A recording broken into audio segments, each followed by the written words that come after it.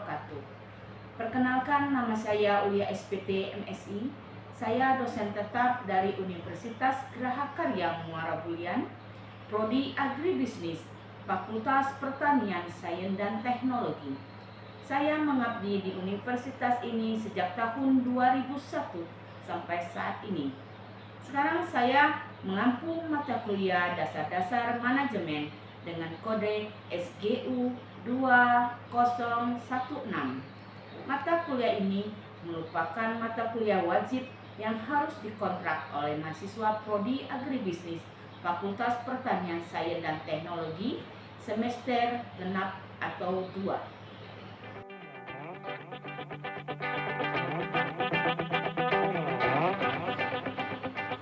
Deskripsi mata kuliah. Mata kuliah ini dirancang untuk membekali mahasiswa dengan kemampuan manajerial yang meliputi kemampuan merencanakan atau planning, melaksanakan actuating, mengorganisasikan organizing, dan pengawasan controlling, dan mengendalikan kegiatan dalam mencapai tujuan organisasi. Di sini mahasiswa diharapkan dapat merencanakan setiap kegiatannya dari awal sampai akhir. Dalam pelaksanaan kegiatan, mereka haruslah berpedoman kepada perencanaan yang sudah mereka buat. Kemudian mengawasi daripada kegiatan setiap yang mereka buat itu haruslah berdasarkan planning dari awalnya. Dalam hal ini, bagaimana mahasiswa mencapai tujuan dalam setiap kegiatan. Capaian pembelajaran lulusan atau CPL. 1. Bertakwa kepada Tuhan Yang Maha Esa dan mampu menunjukkan nilai religius. Artinya, mahasiswa selain memiliki ilmu pengetahuan, tetap memiliki keyakinan terhadap adanya Tuhan Yang Maha Esa. Karena dengan adanya ilmu pengetahuan tanpa keyakinan terhadap Tuhan Yang Maha Esa, maka ilmu tidaklah memiliki arti yang sesungguhnya. Yang kedua, menjunjung tinggi nilai kemanusiaan dalam menjalankan tugas berdasarkan agama, moral, dan spiritual. Artinya di sini kita haruslah menjunjung nilai-nilai kemanusiaan yang ada tanpa meninggalkan segala sesuatunya. Kita terhadap sesama manusia haruslah memiliki toleransi yang tinggi. 3. Berkontribusi dalam melaksanakan keilmuan bermasyarakat bernegara. Ilmu yang kita dapatkan haruslah bermanfaat bagi lingkungan kita sekitarnya. Menghargai keanekaragaman budaya, pandangan agama, dan setiap yang ada di dalam masyarakat. Artinya selain kita memiliki ilmu pengetahuan, kita tidaklah boleh memiliki pandangan yang berbeda. Di sini pandangan kita tetaplah kepada azas yang ada, dasar daripada negara kita, yaitu Pancasila. 4. Menghargai keanekaragaman budaya, pandangan agama, dan kepercayaan serta pendapat atau temuan orisinal orang lain. Di sini bahwa setiap pandangan yang berbeda itu tidaklah bisa kita laksanakan. Artinya kita haruslah memiliki pandangan yang sama dengan dasar yang ada, dasar negara kita yaitu Pancasila. 5. Bekerja sama dan memiliki kepekaan sosial serta kepedulian terhadap masyarakat dan lingkungan. Dari ilmu dasar-dasar manajemen ini kita akan melakukan suatu praktek lapangan di mana kita akan bersosialisasi dengan masyarakat dan lingkungan yang ada. Kemudian 6. Taat hukum dan disiplin dalam kehidupan bermasyarakat dan bernegara. Dalam dasar-dasar manajemen tetap diajarkan kepada mahasiswa untuk tidak lepas taat kepada hukum yang ada. Karena koridor daripada pelaksanaan setiap kegiatan adalah hukum yang ada. 7. Menginternalisasi nilai norma dan etika akademik. Ini jelas sekali bahwa etika akademik tetaplah menjadi pedoman di dalam pelaksanaan kegiatan, baik itu kegiatan dalam kehidupan sehari-hari, kegiatan di kampus, dan kegiatan di luar lainnya. Kemudian 8. Menunjukkan sikap bertanggung jawab atas pekerjaan di bidang keahliannya secara mandiri. Artinya mahasiswa di sini haruslah menunjukkan sikap tanggung jawab ketika dia diberi tugas ataukah melaksanakan kegiatan yang lainnya. Kemudian 9, menjunjung tinggi kejujuran, moral, dan akhlak terpuji. Akhlak yang baik adalah akhlak yang memang terpuji, dianggap di dalam masyarakat akhlak yang memegang norma-norma dan sikap yang ada. Turunan daripada CPL yaitu CPNK terdiri dari 1. Mampu bekerja sama dan memiliki kepekaan sosial serta kepedulian terhadap masyarakat dan lingkungan. Ini jelas sekali bahwa dengan mempelajari ilmu dasar-dasar manajemen, diharapkan mahasiswa tetaplah memiliki kepekaan terhadap masyarakat dan lingkungan sekitarnya. Di sini mahasiswa haruslah memiliki jiwa sosial yang tinggi sehingga mereka akan bermanfaat dan berguna bagi lingkungannya. Kemudian 2. Menguasai prinsip-prinsip dan konsep manajemen yang dibutuhkan untuk menjadi entrepreneur dan analis dalam bidang agribisnis. Di sini mahasiswa diharapkan bisa menjadi entrepreneur yang lebih maju dan berkualitas sehingga mereka akan menjadi orang-orang yang memang benar-benar dibutuhkan dalam bidang agribisnis. 3. Mampu mengorganisasikan bisnis bidang agribisnis. Di sini jelas sekali bahwa mereka haruslah menjadi orang-orang yang mumpuni. Artinya memang memiliki profesionalitas yang tinggi, mempunyai keahlian di bidangnya masing-masing sehingga memang nanti menjadi dibutuhkan di bidang agribisnis. 4. Memiliki kemampuan memimpin organisasi bisnis di bidang agribisnis. Di sini mereka diharapkan menjadi seorang pemimpin di bidang agribisnis sehingga mereka akan menjadi manajer maupun pimpinan-pimpinan yang memiliki kualitas dan qualified yang lebih baik. 5. Mampu menyusun rencana bidang agribisnis. Adapun materi yang diberikan itu terdiri dari 1. Pertama, kontrak mata kuliah. Artinya dalam kontrak mata kuliah, mahasiswa melakukan pengisian kartu rencana studi yang ditandatangani oleh pembimbing masing-masing. Di dalam kontrak rencana studi berisikan daripada mata kuliah yang mereka pilih pada saat ini. Kemudian 2. Manajemen dalam organisasi. Ketiga, pendekatan sistem manajemen. 4. Unsur dalam manajemen. 5. Perencanaan. 6 dan 7. Pengorganisasian. 8. Prinsip-prinsip organisasi. 9. Penyusunan personalia. 10. Penggerakan organisasi. 11. Komunikasi. 12. Motivasi. 13. Teori-teori motivasi. 14. Kepemimpinan. 15. Pengawasan.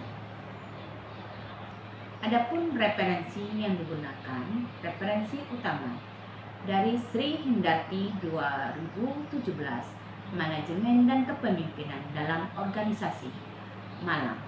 Referensi penunjang 1. Basus Swasta 1984, Ajas-Ajas Manajemen Modern, Liberty, Yogyakarta. Yang kedua ada James A.F. Stoner 1982, Manajemen Jilid 1, Practice Hall, New Jersey.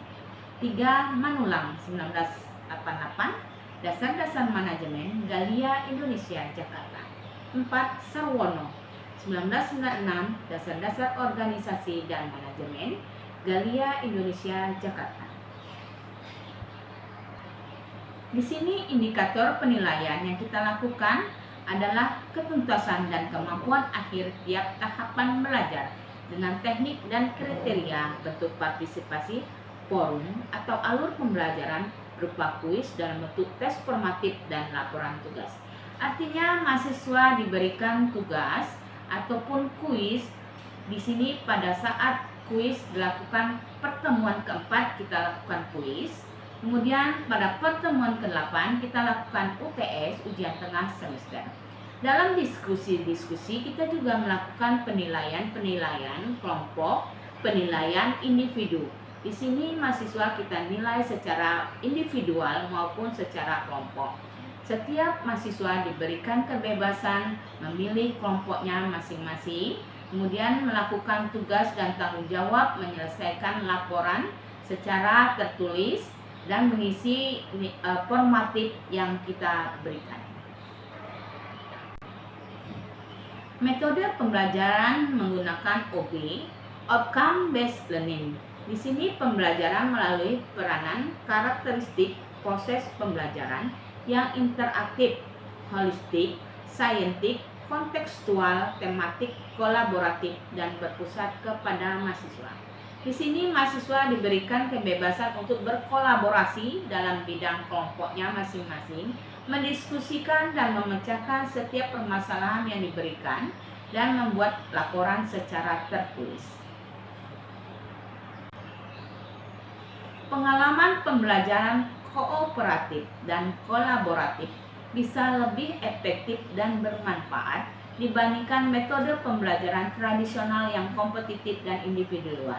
Kenapa? Karena dengan melakukan kooperatif, di sini mahasiswa bekerja sama memecahkan masalah dan tidak adanya secara kompetitif individual, sehingga di sini akan menonjolkan nilai-nilai daripada kerjasama dan tanggung jawab secara kelompok. Berikut adalah beberapa karakteristik utama dan manfaat pembelajaran kooperatif, yaitu saling ketergantungan positif, yaitu setiap siswa bertanggung jawab untuk berkontribusi terhadap keberhasilan kelompok, mendorong komunikasi dan interaksi antar anggota kelompok. Pembelajaran ini dapat dilaksanakan dengan berbagai cara seperti melalui proyek kelompok, kegiatan pemecahan masalah, atau diskusi. Di sini mahasiswa diberikan tugas oleh dosen berupa studi kasus sehingga mereka akan memecahkan, mencari solusi dalam menyelesaikan permasalahan-permasalahan yang ada, baik itu permasalahan di bidang akademis maupun permasalahan secara sosial yang ada di masyarakat. Referensi yang digunakan, satu ada referensi utama dari Sri Hindarti 2017, Manajemen dan Kepemimpinan dalam Organisasi. Kemudian ada referensi penunjang, ada satu Basu Swasta 1984, Ajas-ajas Manajemen Modern. 2 James Astoner 1982, Manajemen. 3 Manulang 1988, Dasar-dasar Manajemen. 4 Sarwoto 1996, Dasar-dasar Organisasi. Mata kuliah dasar-dasar manajemen yang saya berikan kepada mahasiswa itu linier dengan penelitian dan pengabdian yang saya lakukan di Universitas Grahakarya Muara Belian. Adapun judul daripada penelitian saya adalah Analisis Pemasaran Jamur Tiram di Kelurahan Teratai, Kecamatan Muara Belian, Kabupaten Batanghari. Penelitian ini dilakukan di Pondok Jamur Endang, Kelurahan Teratai. Kita di sini menganalisis tentang bagaimana pemasaran yang dilakukan oleh Pondok Jamur Endang di Kelurahan Teratai dan bagaimana strategi pemasarannya.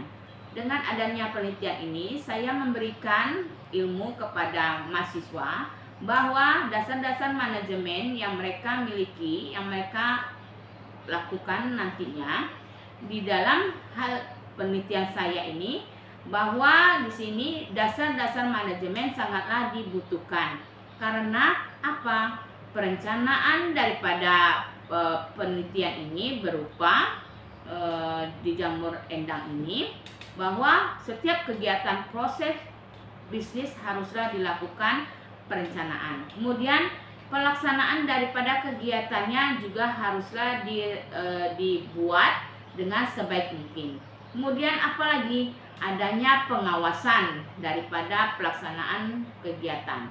Kemudian adapun pengabdian daripada yang saya lakukan adalah sejalan dengan pengabdian yang saya lakukan, yaitu strategi penyuluhan di sini bidang pemasaran UMKM di Desa Sungai Baung, Kecamatan Muara Belian, Kabupaten Batanghari. Berkaitan juga dengan penelitian saya mengangkat tentang pemasaran, dasar-dasarnya adalah ilmu dasar-dasar manajemen yang saya berikan. Artinya di sini ilmu pengetahuan daripada dasar-dasar manajemen sangatlah dibutuhkan dan menjadi modal dasar di dalam hal penelitian dan pengabdian yang saya lakukan. Sehingga di sini dengan mempelajari ilmu dasar-dasar manajemen, mahasiswa nantinya bisa berkembang melakukan kegiatan-kegiatan dari hulu sampai hilir di bidang agribisnis. Demikianlah informasi pengajaran yang saya lakukan dalam mata kuliah dasar-dasar manajemen. Berikutnya saya akan menyampaikan proses pengajaran yang saya lakukan secara offline. Selamat menyaksikan. Saya akhiri dengan wabillahi taufik wal hidayah. Wassalamualaikum warahmatullahi wabarakatuh.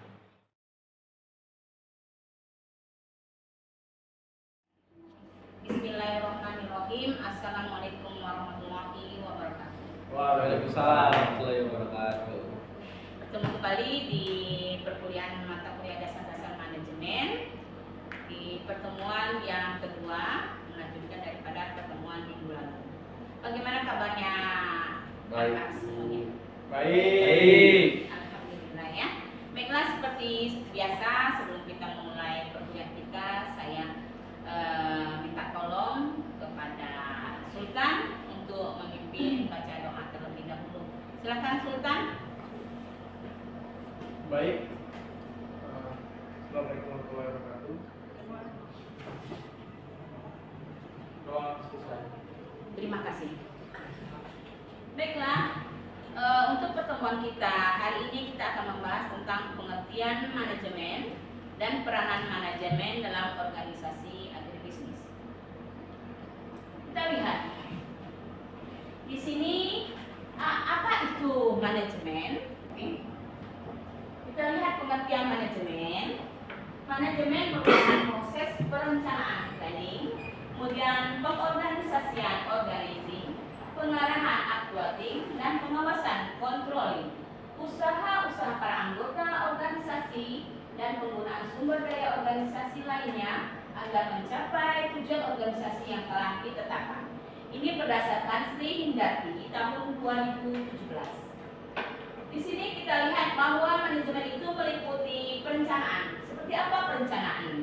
Artinya, di dalam melakukan suatu kegiatan, kita haruslah melakukan suatu perencanaan terlebih dahulu. Artinya, apa yang akan kita lakukan itu harus direncanakan. Mau seperti apa rencana itu, kemudian bagaimana nantinya pelaksanaannya. Itu nanti berkaitan dengan yang lainnya, itu ada pengorganisasian. Ya, direncanakan terlebih dahulu. Kemudian pengorganisasian, organizing. Artinya, setelah kita rencanakan, kita harus mengorganisasikan. Kita harus pilah-pilah terlebih dahulu mana yang harus didahulukan. Seperti misalkan poin 1, kita akan mendahulukan kebutuhan yang terpenting, yang pokok terlebih dahulu. Kemudian kebutuhan berikutnya, kebutuhan kita hidup.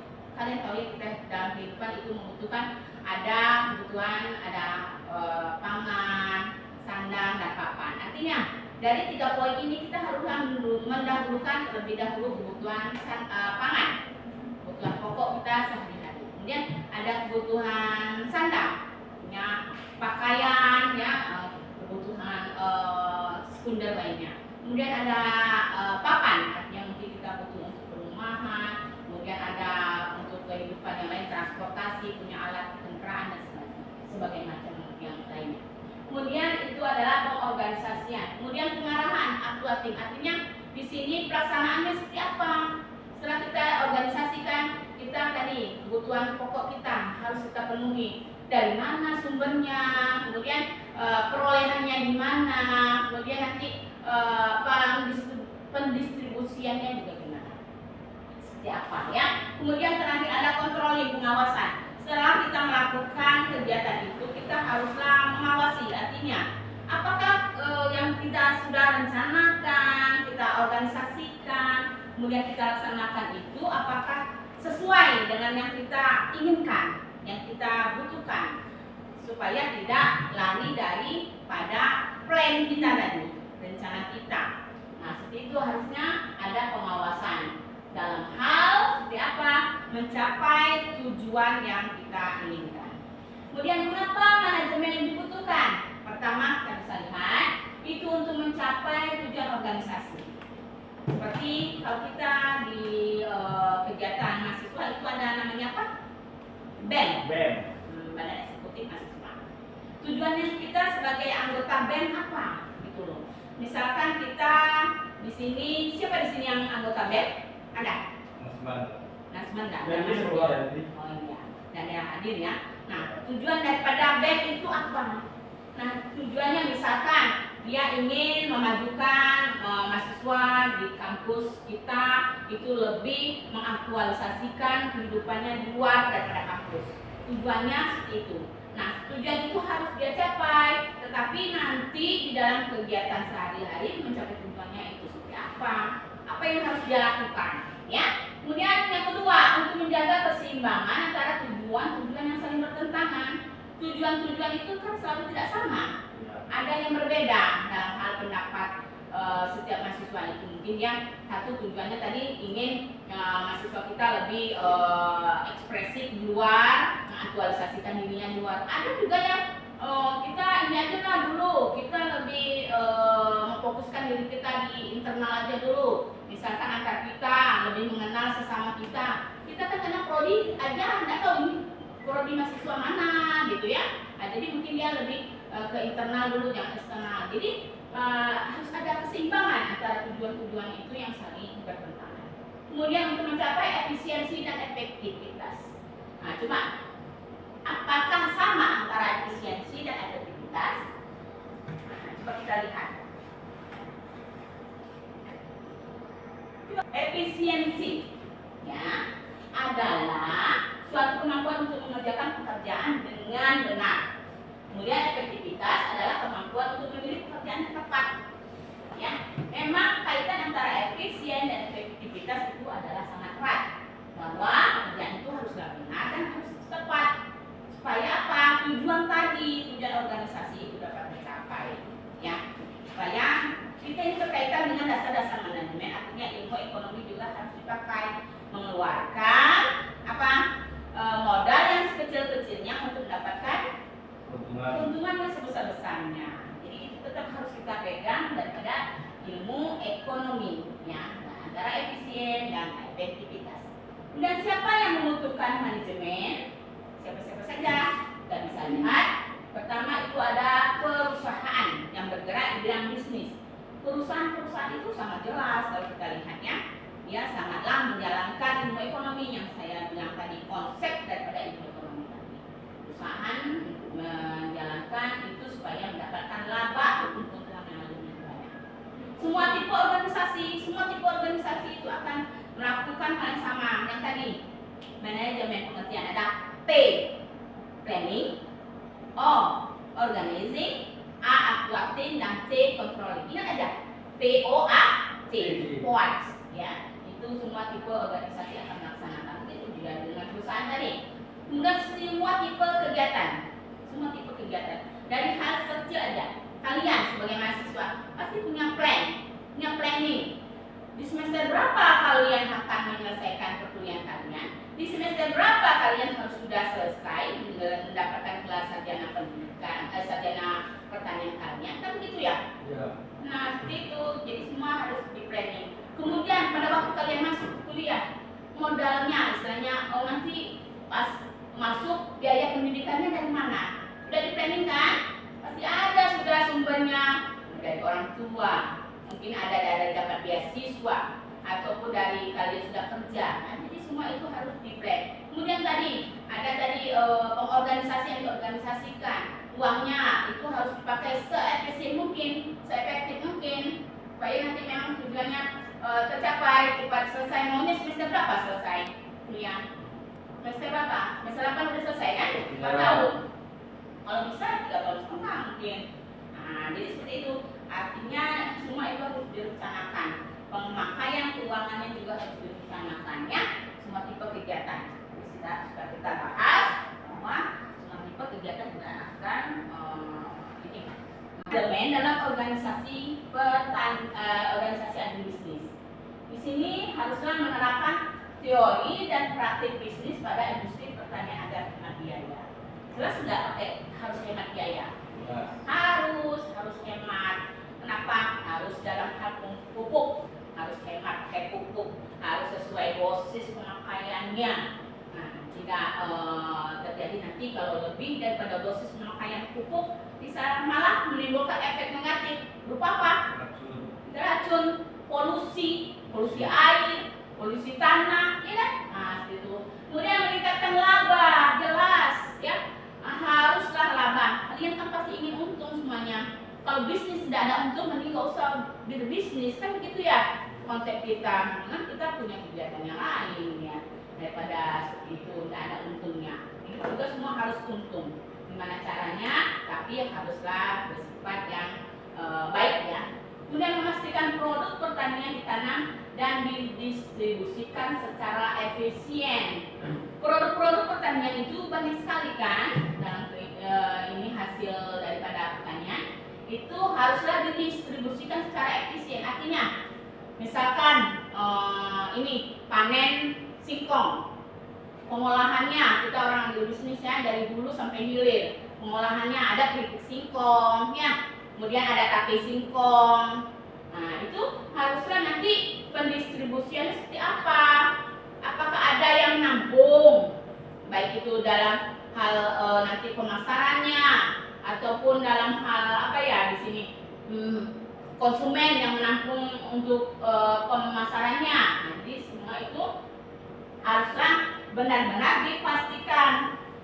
Di sini tadi saya memakai referensi daripada Swindati 2017 itu bisa berjudul manajemen dan kepemimpinan dalam organisasi ya. Nah, itu sepertinya untuk materi hari ini sudah saya sampaikan. Ada yang mau ditanyakan silakan. Jadi baiklah anak semuanya untuk penyampaian materi hari ini dari pada tentang peranan manajemen itu bahwa kita ambil kesimpulan di sini kalian haruslah ingat bahwa dalam manajemen itu ingat apa tadi? POAC. Yang pertama planning, organizing, A-nya aquating, C-nya controlling. Ingat itu 4 poin itu, konsep yang paling sangat penting itu bisa kita terapkan dalam hal kegiatan sehari-hari dan itu akan menjadilah dasar ataupun fondasi kita dalam mengorganisasi ya, mengorganisasikan maksudnya di sini baik diri kita sendiri maupun dalam kita nanti berkegiatan di organisasi maupun di bidang pekerjaan lainnya. Demikianlah, kalau tidak ada pertanyaan saya cukupkan saja pertemuan kita hari ini dan saya akhiri dengan wabillahi taufiq wal hidayah. Wassalamualaikum warahmatullahi wabarakatuh. Waalaikumsalam warahmatullahi wabarakatuh.